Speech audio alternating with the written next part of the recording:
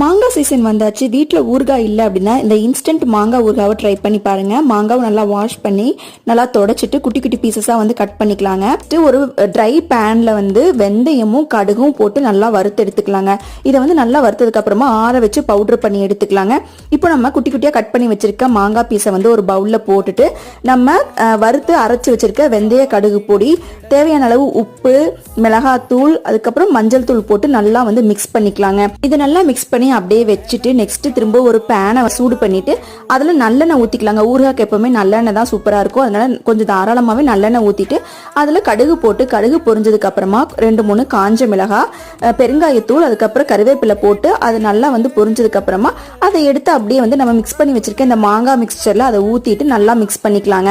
இதை ஒரு airtight கண்டெய்னர்ல store பண்ணிக்கோங்க. ஒரு வாரத்துக்கு மேல யூஸ் பண்ண போறீங்க அப்படின்னா ஃப்ரிட்ஜ்ல வந்து ஸ்டோர் பண்ணிக்கோங்க. நம்ம உப்பு போட்டு ஊற வச்சு செய்யற ஊறுகாய் மாதிரியே அவ்வளோ டேஸ்டா இருந்துச்சுங்க.